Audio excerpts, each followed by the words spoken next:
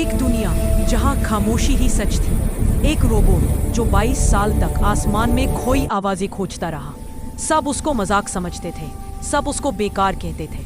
लेकिन उस रात आसमान फट गया, तूफान दहाड़ उठा और एक सिग्नल आया। एक टूटी हुई सांस, एक दर्द भरी पुकार। एक इंसान मौत के दरवाजे पर खड़ा था और उसे बचाने के लिए एक छोटा सा रोबोट अकेला निकल पड़ा। तूफान की आग में, आसमान की बिजली में, मौत की आंधी के बीच जब पूरी दुनिया पीछे हट गई, वही रोबोट एक कदम आगे बढ़ गया। उसने अपनी सारी ऊर्जा दे दी, अपना शरीर तोड़ दिया, लेकिन उस इंसान की जान बचा ली। और आखिरी पल में उसने कहा, डरो मत, तुम सुरक्षित हो। अगर कोई गिरना चाहिए तो वो मैं हूँ।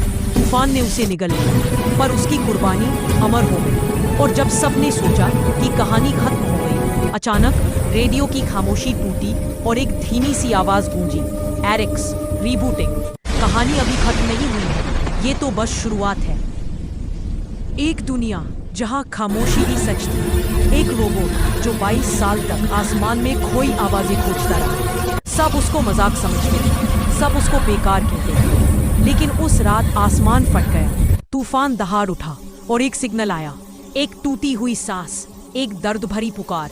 एक इंसान मौत के दरवाजे पर खड़ा था और उसे बचाने के लिए एक छोटा सा रोबोट अकेला निकल पड़ा। तूफान की आग में, आसमान की बिजली में, मौत की आंधी के बीच जब पूरी दुनिया पीछे हट गई, वही रोबोट एक कदम आगे बढ़ गया। उसने अपनी सारी ऊर्जा दे दी, अपना शरीर तोड़ दिया, लेकिन उस इंसान की जान बचा ली। और आखिरी पल में उसने कहा, डरो मत, तुम सुरक्षित हो।